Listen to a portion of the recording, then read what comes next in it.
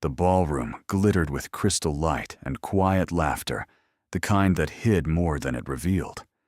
Champagne flutes clinked between forced smiles, and conversations moved in careful circles around the people who mattered. In the far corner stood a woman in a deep navy dress, her arms folded against the chill of being unseen. Whispers passed her like wind around a stone. Then a tall, silent man in a charcoal suit set down his glass, crossed the polished floor, stopped in front of her, and extended his hand. The entire room turned, and everything changed. The Whitman Tower rose 42 floors above the river, and on the top floor, the annual gala of Whitman and Pierce Financial moved through its rituals like a well-rehearsed play. Every detail had been measured. The string quartet kept the music low enough to allow conversation. The waiters circled with practiced quietness, balancing trays of champagne and cold canapes. Beneath the chandeliers, the senior partners stood in tight clusters, smiling at the right moments, laughing at the right jokes, and watching everyone who entered the room. Adrian Cole stood near one of the tall windows, a glass of water in his hand, listening more than speaking. At 38, he had been the firm's chief financial officer for 3 years, long enough to know how this kind of room worked. The men around him spoke about quarterly margins and a recent acquisition in Boston, but he kept glancing toward the entrance, watching how the crowd parted and reformed each time someone new walked in. He had attended 6 of these galas. He had never enjoyed one. A colleague named Marcus Reed clapped him on the shoulder and made some remark about the new policy proposal, but Adrian only nodded. He had a way of listening that gave the impression of full attention while his mind moved elsewhere. He had grown up the kind of boy who watched first and spoke later, and the habit had survived adulthood. People often described him as reserved. A few less generously called him cold. Neither label bothered him. He had learned long before tonight that silence was the cheapest form of safety. Across the ballroom, the elevator opened, and a woman stepped out alone. She was in a navy dress, simple, almost severe, and her dark hair was pulled back in a way that suggested she had not spent long deciding. She stopped at the threshold of the room, scanning faces, and Adrian saw the exact moment she realized that no one was waiting for her. Her shoulders shifted slightly, the small adjustment a body makes when it decides to keep walking anyway. Her name was Sophie Bennett, and she had been with the firm's marketing division for almost 6 years. Adrian had seen her in meetings before. He remembered her as steady, articulate, the kind of person who spoke last and said the most useful thing. He also remembered from a brief mention by his assistant the previous month that her divorce had been finalized in early autumn. The whisper had moved through the building the same as all such whispers, and now, watching her walk into the room, he could see that the whisper had arrived before her. Sophie made her way toward the bar, and Adrian noticed how the small clusters of people around her adjusted. A woman from her own department, Megan Hart, half turned her back. A senior account director named Daniel Foster offered the briefest nod and returned to his conversation. 2 younger associates exchanged a glance Adrian could read from across the room. None of it was loud. None of it was cruel in a way anyone could be accused of. It was the quieter cruelty of people choosing, very deliberately, not to see her. Sophie ordered a sparkling water, took it from the bartender with a polite smile, and stepped toward an empty space along the wall. She did not look at her phone. She did not pretend to read the menu of cocktails. She simply stood there, her back almost touching the paneling, holding her glass with both hands, as if it were the only object in the room she was certain of. Adrian had grown used to seeing the architecture of these parties, the unspoken hierarchy that decided who was approached and who was avoided. He had not expected tonight to feel anything sharp about it. He was not a man given to sharp feelings in public. But something about the steady manner in which Sophie absorbed the cold air around her, without flinching, without leaving, struck him in a place he had not been struck in a long time. He recognized the posture. It belonged to someone who had learned to be alone without breaking, and that recognition was uncomfortable. He moved a few steps along the window, partly to keep her in his line of sight, partly to escape Marcus, who had begun a long anecdote about his second house in Connecticut. Adrian listened with half an ear and watched the room do its quiet work. A senior partner's wife, Victoria Lang, glanced at Sophie, leaned toward her companion, and said something behind a raised glass. The companion laughed. Sophie heard it, or sensed it, and her chin lifted by a fraction. She did not look toward them. She did not need to. The thing that disturbed Adrian most was how ordinary it all was. No one was shouting. No one was insulting her to her face. The exclusion was so smooth, so well practiced, that it could be denied by every person performing it. If asked, each of them would say they simply had not noticed, or had not had the chance to say hello, had been caught up in another conversation. And each of them would be lying, without ever quite knowing they were lying. Adrian set his water glass on a side table.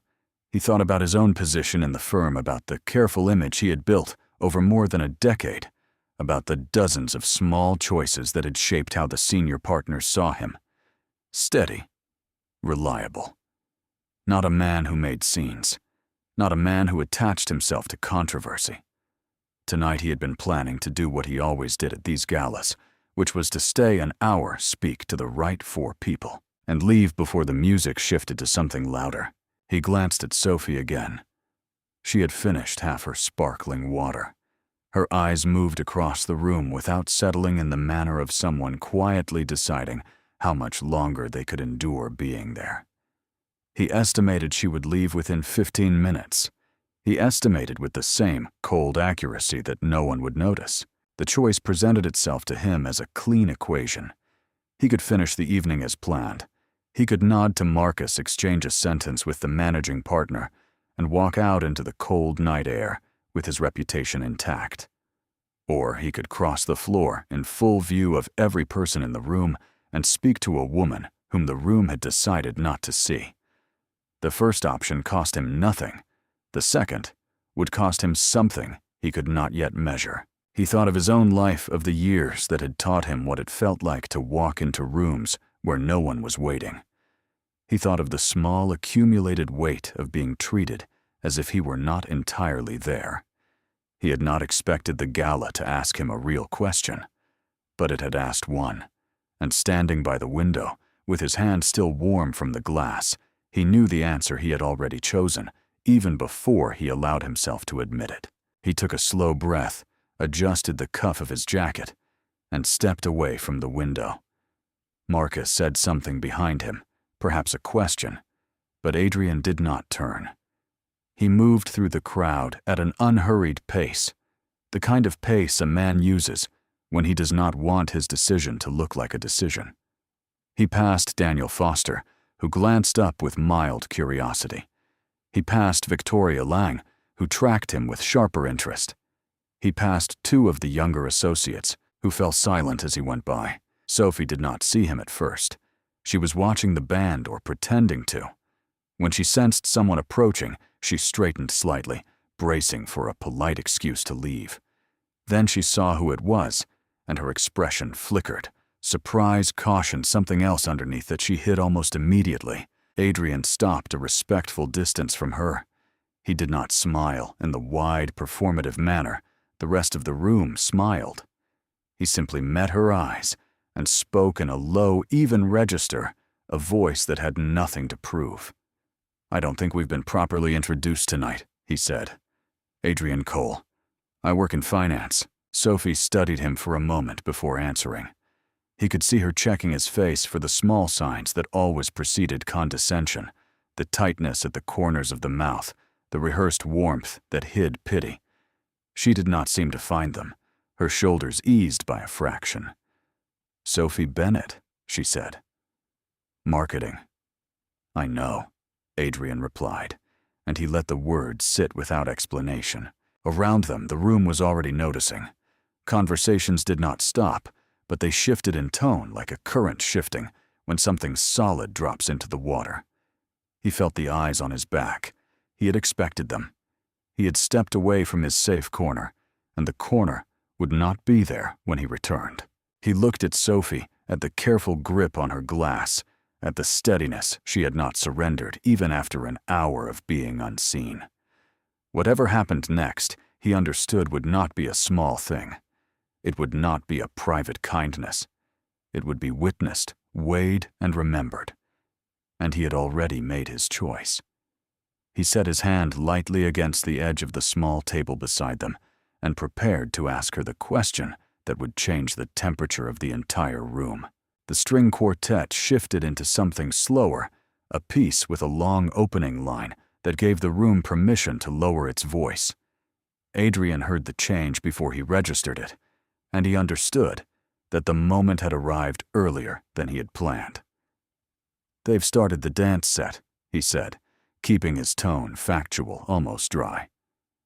"I'd like to ask you a question, and I'd like you to feel free to say no." Sophie watched him with the same careful attention she had used at the bar, weighing each word as it came.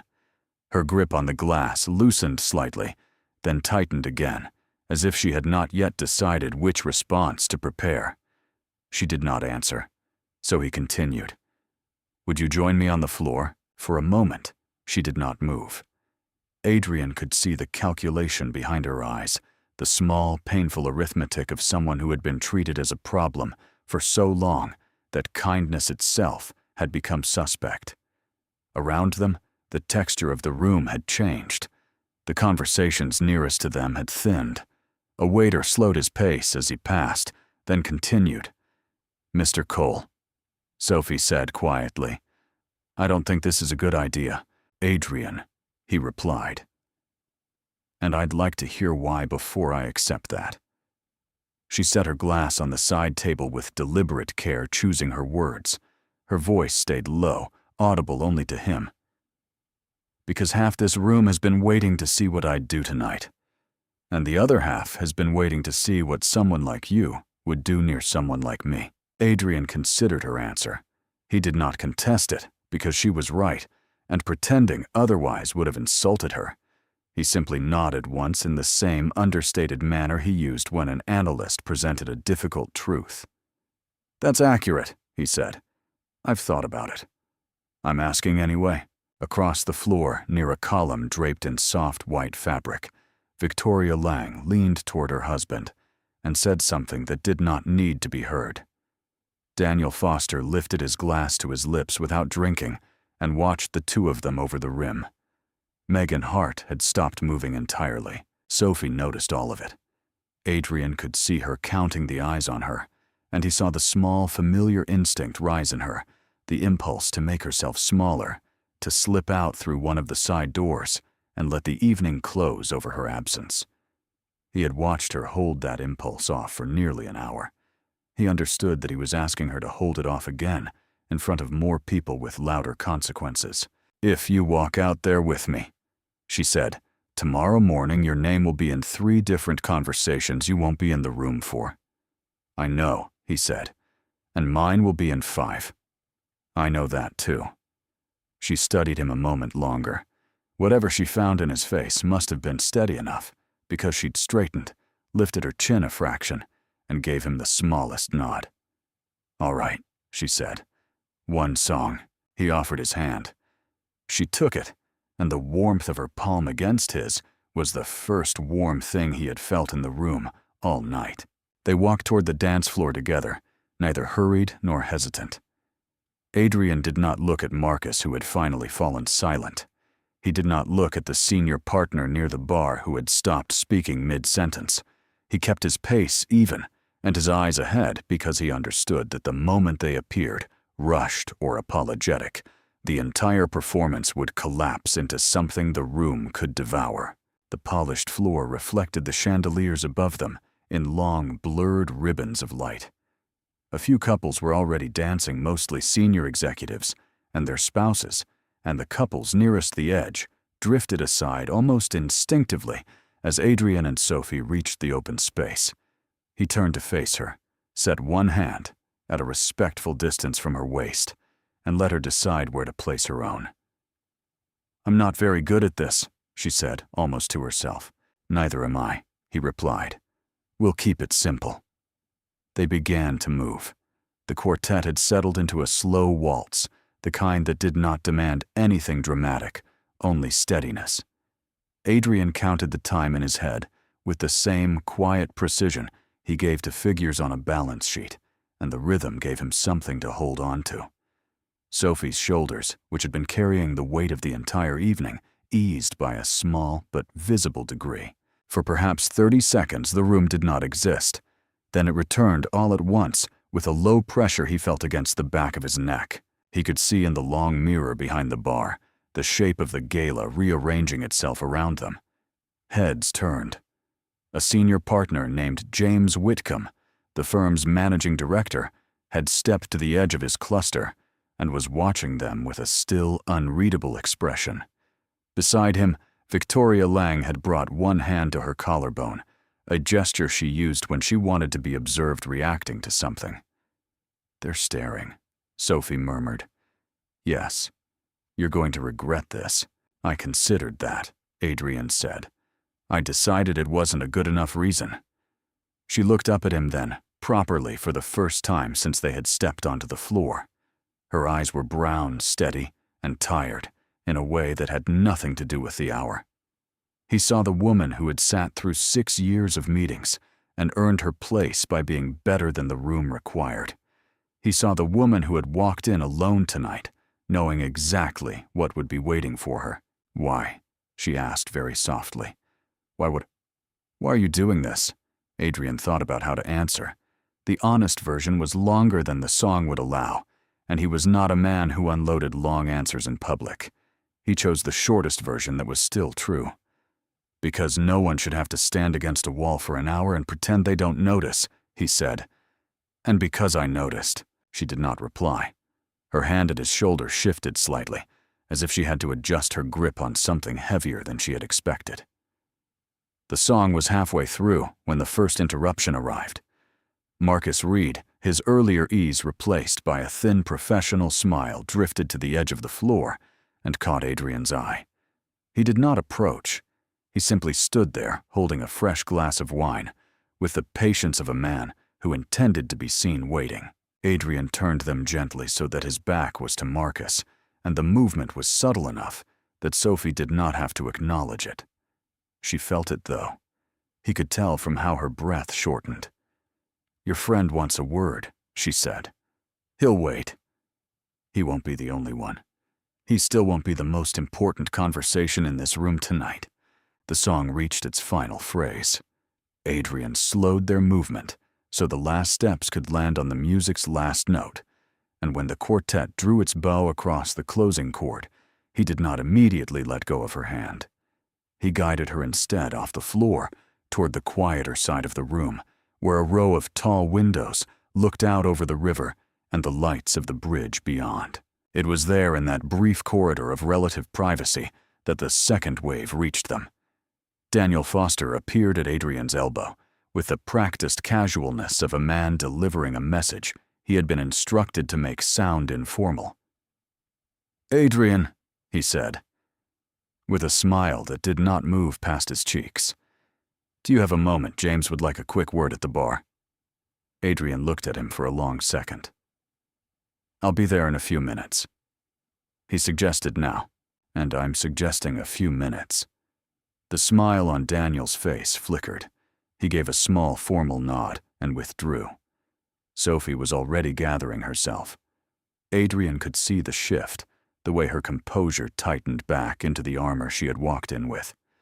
Her eyes went to the far side of the room toward the elevators, and he understood what she was going to say before she said it.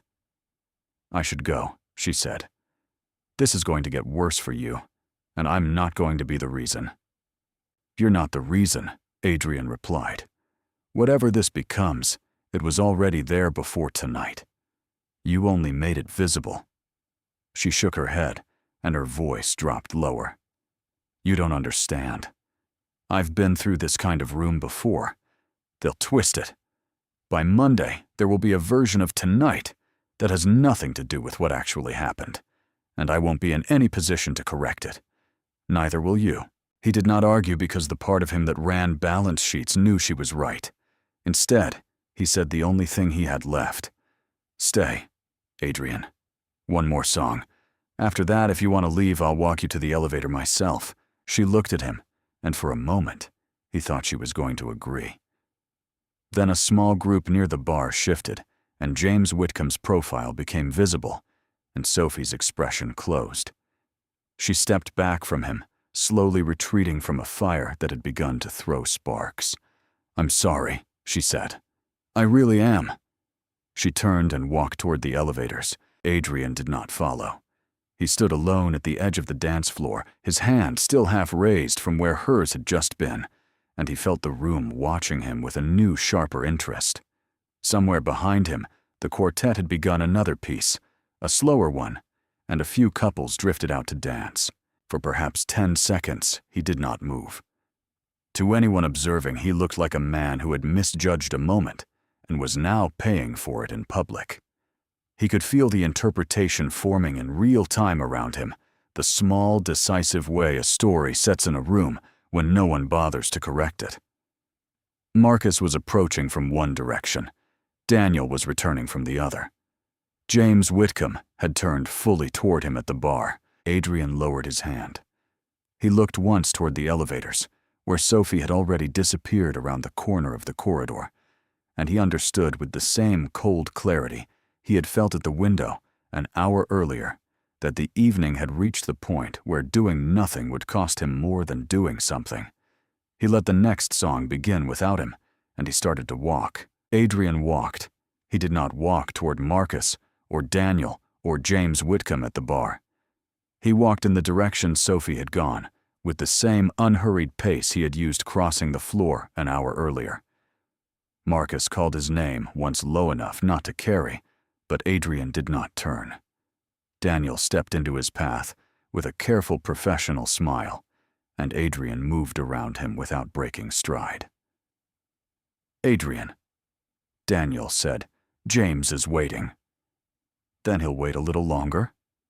He left the ballroom through the wide double doors that led to the corridor, and the noise of the gala thinned behind him into something muted and far away. The hallway was carpeted in deep gray, lit by recessed bulbs that gave the walls the look of a hotel after midnight. At the far end, near the bank of elevators, Sophie had stopped. She was standing with one hand against the wall, her head down, catching her breath, before pressing the call button. She heard him before she saw him. When she turned, her expression was already prepared for someone she did not want to face. Her arms folded across her chest, but she did not move toward the elevator buttons. "Adrian, please," she said. "1 minute," he replied. "If after 1 minute you still want to leave, I won't keep you. I'll press the button myself." She held herself the same as she had at the bar, upright, contained as if any softening would break something she had spent the entire evening assembling. The corridor between them felt longer than it was, and the soft hum of the building's ventilation filled the space neither of them was filling with words. "I was married for 9 years, Sophie said before he could begin. Her voice was low, almost flat, but it was the first time she had let any of it show. "I was the wife at every one of these parties. I knew where to stand. I knew who to laugh with.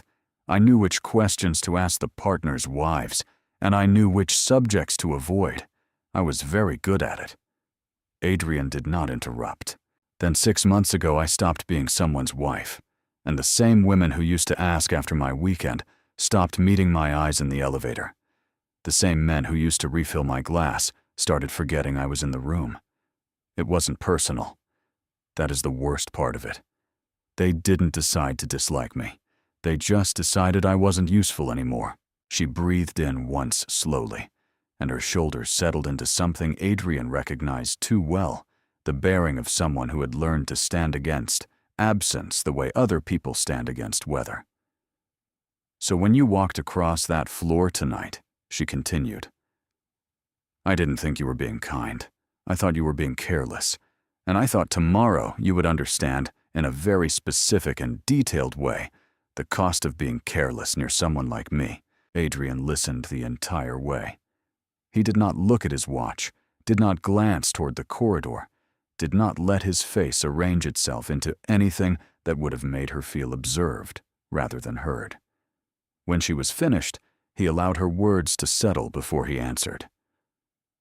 "I'm going to tell you something," he said, "and I'd like you to take it the way I mean it, not the way the room would translate it." She gave a small, tired nod. "I have spent a long time in rooms like that one. I know how they work. I know who gets seen and who doesn't.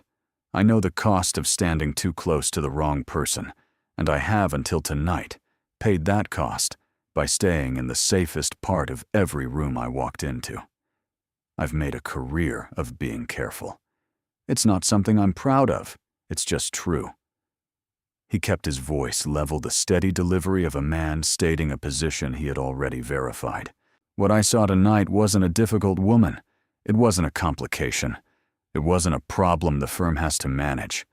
I saw a colleague who has done good work for 6 years, standing alone against a wall, while a room full of people who have done less work pretended she wasn't there. And I'm not willing to be one of those people anymore." Sophie's eyes shone, but she did not let anything fall. She held his gaze the way a climber holds a rope. "You don't know me," she said. "No," he agreed. "But I know what I watched for an hour, and I know what I'm not willing to keep watching." A distant elevator chimed somewhere down the hall on another floor. Neither of them looked toward it. "If you walk back in there with me," Adrian said, "I'm not going to stand near you because I feel sorry for you. I'm going to stand near you because there is no good reason for any of those people to treat you the way they have, and the only way that ends is if someone refuses to participate. I would like to be that person. With your permission." Sophie did not answer right away. Her arms slowly unfolded. She looked past him down the corridor in the direction of the ballroom, and her expression went through something Adrian did not try to name on her behalf. "One song," she said, finally, in the same words she had used the first time, except that her voice had lost the brittle edge. "One song," he agreed. They walked back together at an even deliberate pace. When they re-entered the ballroom, the temperature of the room shifted in a way that was almost physical.